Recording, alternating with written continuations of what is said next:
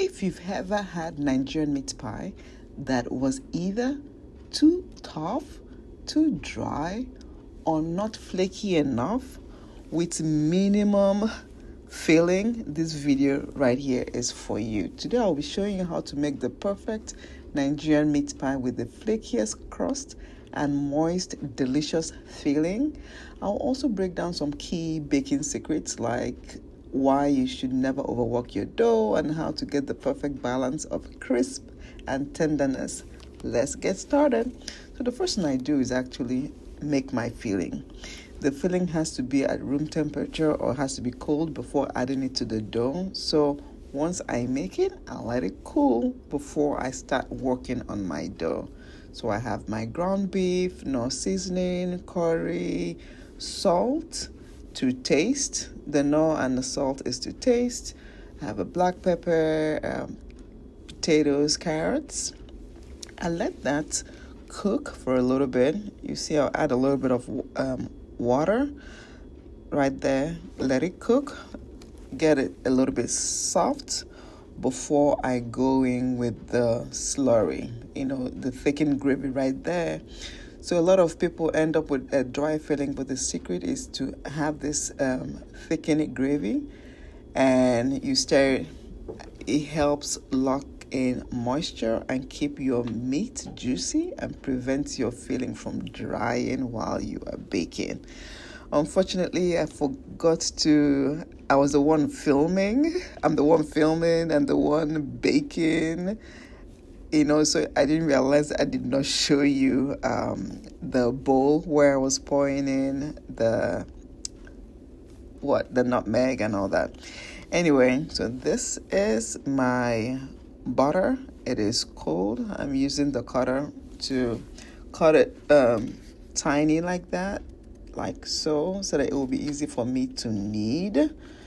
So for the filling, you need your flour, your baking powder, salt, nutmeg, cold butter, and cold margarine. So I'm doing like a mixture of both.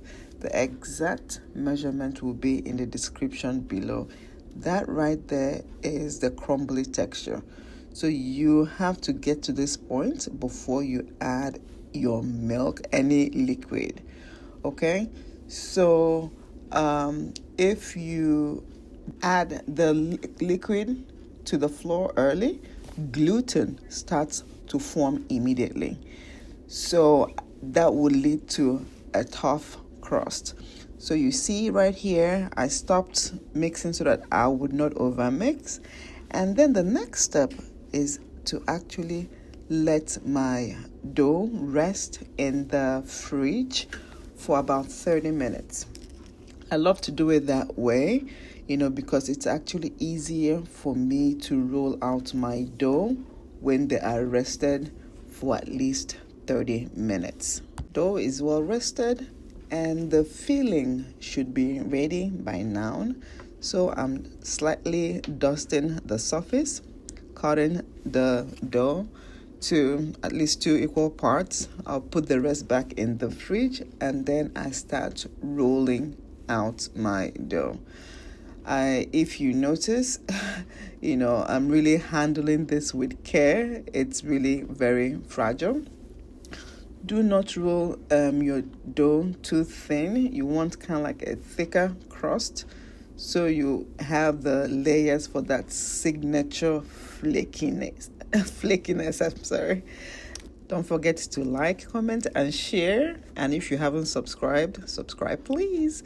So the next thing I'll do is to cut out circles. You can see that I'm mentally trying to figure out my circles. And why?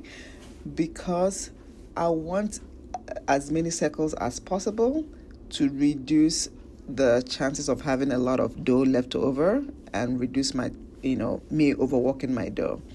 You put in the filling right now. Try not to overfill the pastry and close it like so.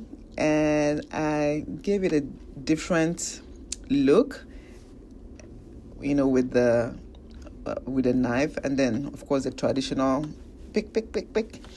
Anyways, next I used my egg wash, and after that I chilled the dough again and baked. Enjoy.